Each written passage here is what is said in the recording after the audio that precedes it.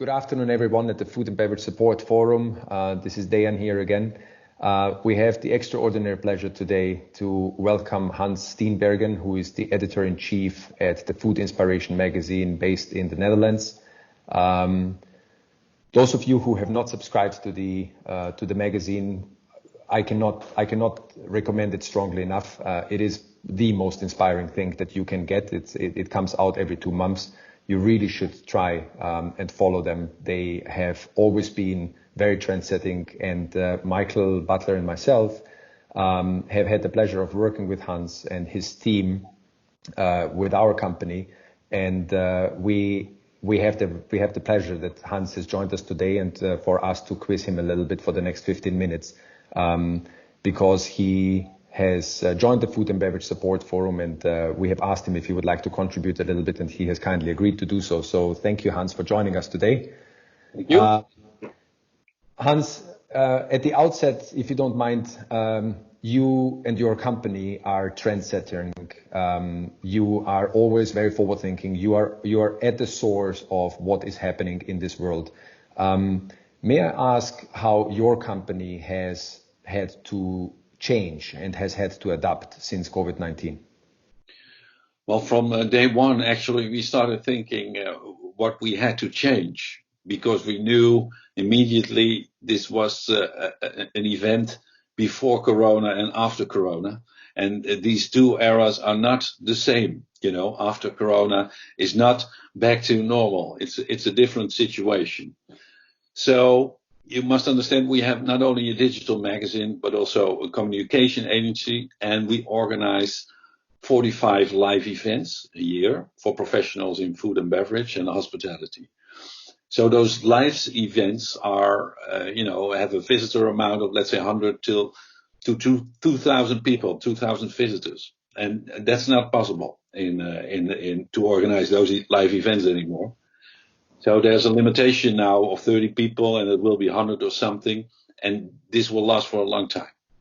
So we started to rethink our business. If live event is not possible, how can we relate to our important clients? So we built a TV studio where we started live business-to-business talk shows about the trends, about the things which are going on in our business. We had the pleasure of doing 3 of them with the whole team. So everybody in the team has different tasks. So the one is doing the marketing, is now doing the camera, for example. And I'm doing the hosting, but that's, I can do that. But there are also other people who are doing different stuff because it's needed. So we could hire, of course, an outside agency and pay a lot of money, but we have to be cost awareness. So we said to each other, can we do that as a team? And we started doing that, and it's a huge success. That's an example of, adapting and adjusting to the new situation we have. Absolutely fantastic. Inspirational as you should be, I think, for others, and especially in a time where people are wondering what is next. I think it's great that you set an example by saying, look, don't wait for what is next, but let's just get cracking and let's do it together as a team. It's fantastic. Hans, your latest edition of the Food Inspiration magazine is all about hygiene, safety, cleanliness. I've seen the magazine came out first in Dutch language, and now last week I think it came out in English language, and of course I devoured it immediately, and I was very surprised to see that there were 8 chapters in it and everything was related to this. How do you see in the future the development of food and drink safety, training programs for hospitality employees, the hygiene and safety standards? Is this something that everybody is talking about it? We see numerous reports coming out, what you should do, what you shouldn't do. But from a future trend watching perspective, how do you see this developing?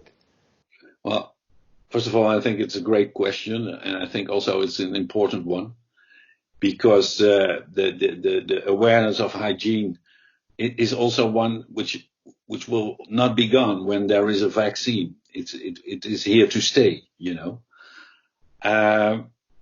When it comes to trainings and if suppliers can play a role in this, I think we can expect that very soon. I think companies like, for example, Ecolab or other specialized companies who are faced with an exponential growth, exponential demand of their products, want also to make sure that the professionals use their products well, huh?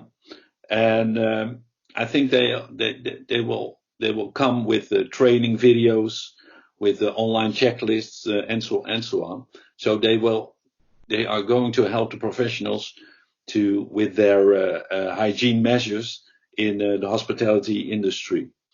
But I think on-the-job training will be also important. So it will not be only an online thing there. I think people have to make sure that the new hygiene standards are met, of course. But there's also another thing, that the perception of hygiene is in line with the expectation of the guest. The guest needs reassurance that he's in a safe environment. So, and that's the trend we talked about in the digital magazine. It's called ultra hygiene. And we have to make sure that people are reassured every day that things are clean and that things are safe. And we have to do that, but in a special way, because we don't want to be, as a hotel industry, of course, or a restaurant, like a hospital.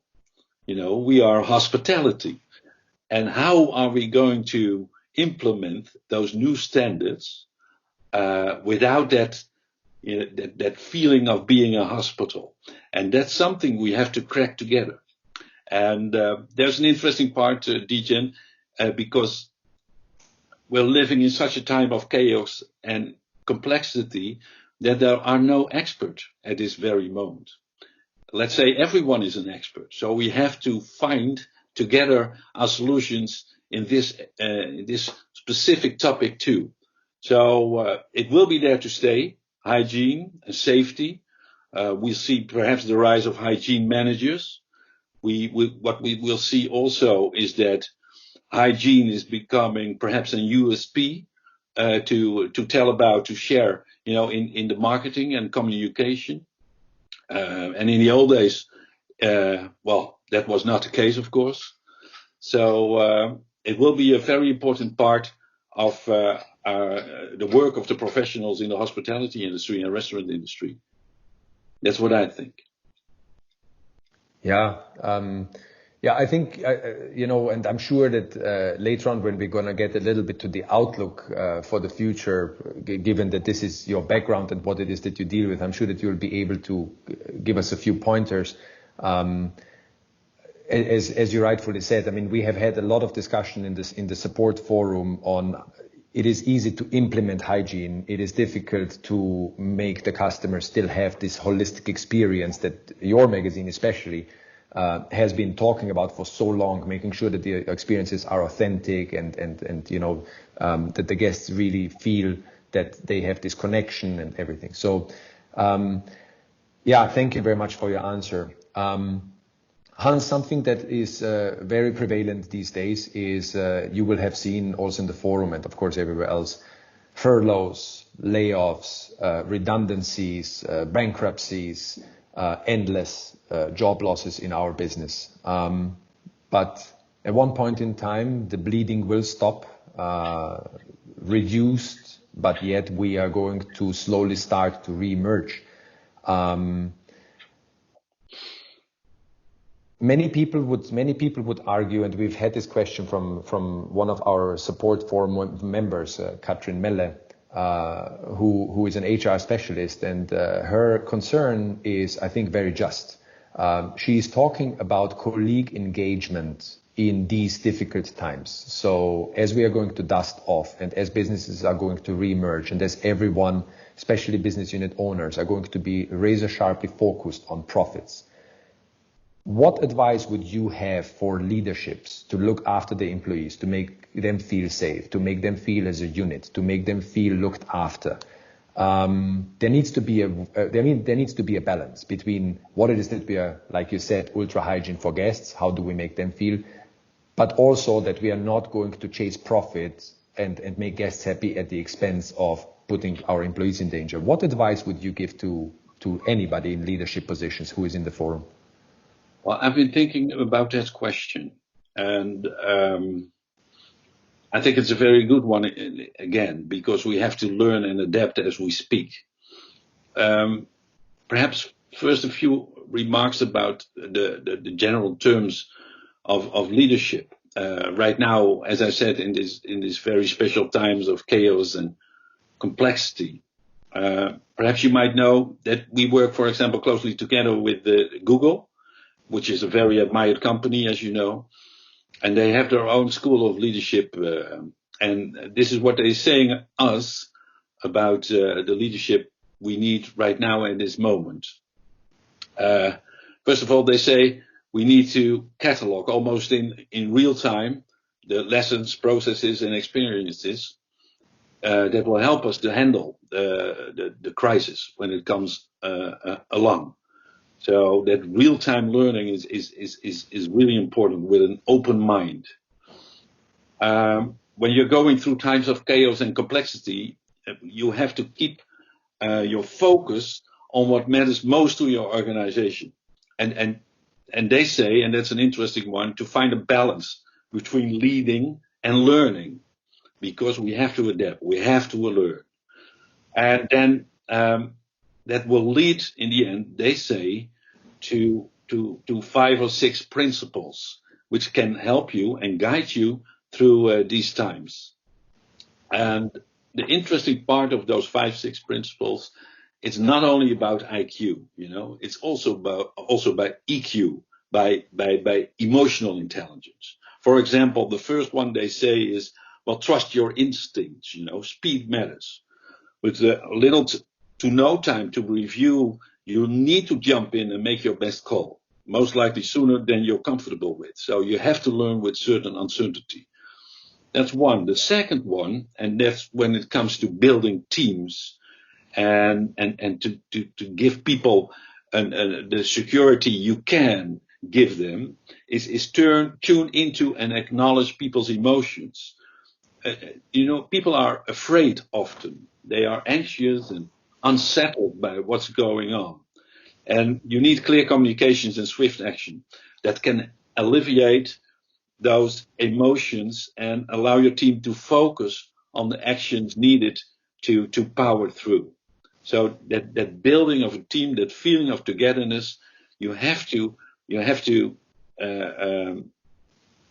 encourage that every day.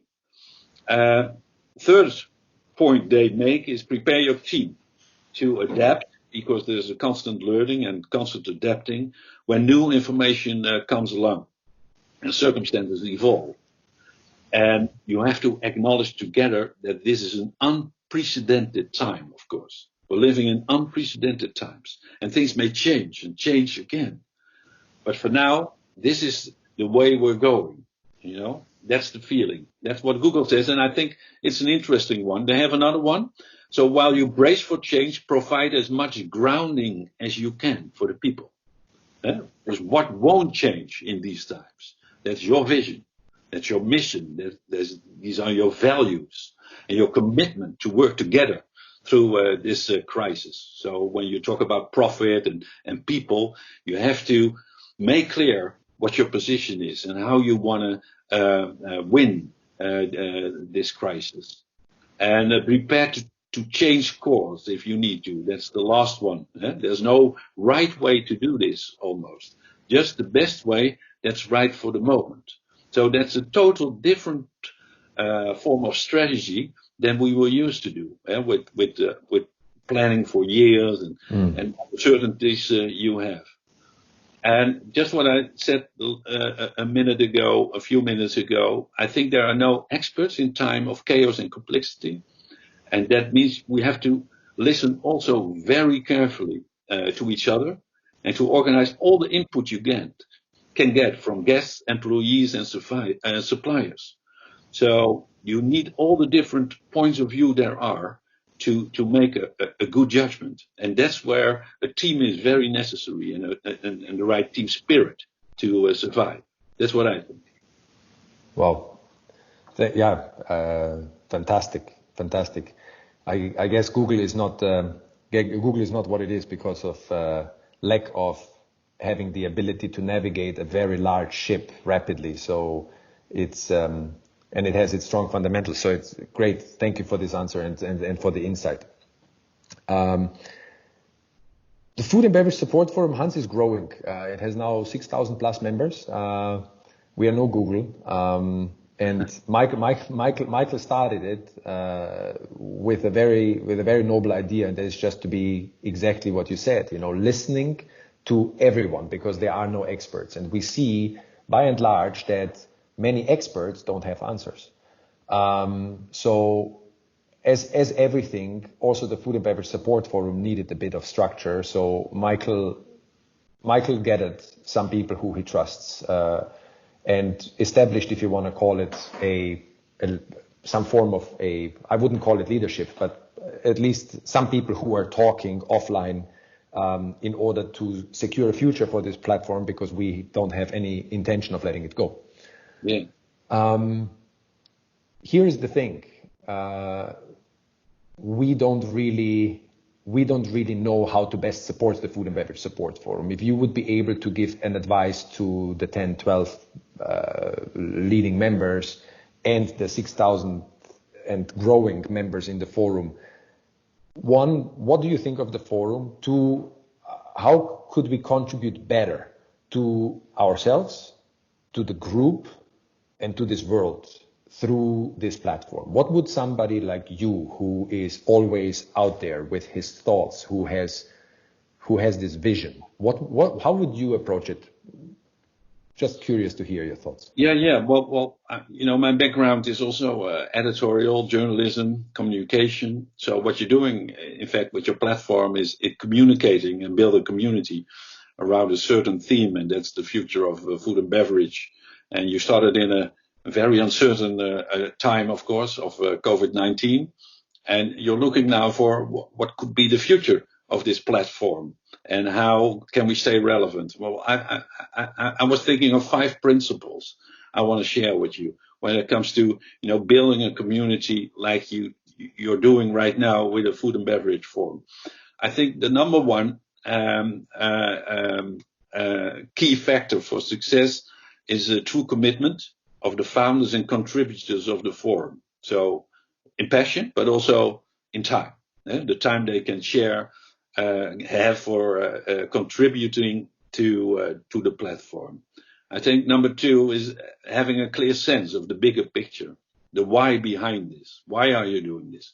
What is your goal? What are you trying to change or trying to the things you want to make better? So if you have that picture, that's helping through. I think you need, that's number 3, a backup and support from your employers if you're not self-employed. So you need, because it will cost time and perhaps you cannot do it in all your spare time. So you need some backup, from employers. They have to acknowledge, well, this is important. These people, are trying to perform not only in their job, but also play a role in the bigger part of what's happening here. So that support is important. I think number 4 is you need to have a clear editorial view. What kind of information is it that you want to share? Is it commercial or is it only editorial? Is there moderation? Is there a content calendar? These kind of stuffs. And the more professional you can be, I think the more relevance you can create. So that's 4. And number 5, I think perhaps that's the most important one, Dijan. Have some fun with it, please. We live in unprecedented times, as we said, versatile and uncertain and complex and ambiguous, the VUCA world. But you need to have fun to educate yourself and others too. So don't allow stress to interfere with the excitement of learning and what you're doing. Fantastic. Yeah, you're 100% right. It's easy to get carried away these days with everything that's happening and the negativity around it. So we are serious enough as it is. So you're 100% right. This needs to be fun for all of us. Thanks for sharing, Hans. Hans, I know you are hard pressed for time, and again, I thank you on behalf of everyone so much for coming on here. I will let you go, but before I do, I would really like to ask you, completely unsolicited, any points of advice that you can give to the hospitality world, the way you see it, whatever comes to your mind. I know that your latest edition of the online magazine was around ultra hygiene. You have done so many before, whether it was solo dining. You have addressed pretty much every trend that there was out there. What do you see being the biggest opportunities going forward? Whatever comes to your mind. Okay, now, this is a good question again, and a very difficult one, as you know. Let me say this: we receive a lot of questions of restaurateurs how to go forward. You know, with it, and perhaps that's also the question. You're interested in, you know, looking at a broader perspective of food and hospitality. How can we go forward? I think one of the things which there is to stay, and of course there are differences in every country of the world, but one of the things there is to stay is social distancing, as long there is no vaccine. You know, if there is a vaccine, things will change. Perhaps more or less any way we used to have the reality, but for the time being, social distancing is there to stay. So how can you make a profitable business within those new challenges? What I see is strategies which are rebalancing time, space, and price. So what you see is, for example, restaurants are going to use time slots and do more shifts in one evening, or even shifts in a day. So they are telling me, why not use the time between lunch and dinner to offer menus perhaps with flexible pricing? You know, that's also a kind of new thinking. So why can I have lunch between 3 or 4 o'clock, which is something cheaper? All measures to optimize your revenue with less guests per shift. We see smaller menus made by fewer chefs because less chefs are wished in the kitchen because of social distancing too. So menus with less handling and perhaps more quality, locally sourced ingredients and fixed prices. What we also see is the rise of 2 dinner moments. Let's say a functional dinner moment between 6 and 8 o'clock, and an experience dining between 8 o'clock and 12 o'clock or something in the evening. So different approaches to fill the restaurants with the fewer guests, of course. We see the rise of delivery to the local community, and everybody is thinking about that. So that could be a challenge, but perhaps the most important one is, and that's not a solution, but it's a question for you, Dijan, for all the professionals in the F&B space. How can we redefine, reshape, reformulate the great spirit of hospitality in this COVID-19 era? How can we still touch the soul of people without touching them? And that's an answer I'm looking for myself. Yeah, and it's good that you asked, that you reverted with a question to my question, because now I have something to think of tonight when I go for my daily walk. Hans, I thank you so much for this. I will be sure to bring that question back to the forum and engage the team members and to engage the 10 or 12 people around us who are having a weekly call. Hopefully we will be able to come up with some form or shape of an answer. I have recently come across a restaurant here in Dubai that is engaging their guests with more entertainment from the staff in order to really go out there. So they're singing, and that they let them be a little bit more themselves and let go a little bit more of their standards, because it makes it more humane to mix up the dining in versus dining at home versus dining out, because people really need a reason, because the restaurants with only 30% capacity have challenges to create the ambience. So Hans Steenbergen, thank you so much for your time. I hope to be in touch with you personally again. As I have said earlier, if you need anything, we are also here. Food and Beverage Support Forum is indebted. I'm indebted. Thank you so much for your time. And I hope for having me.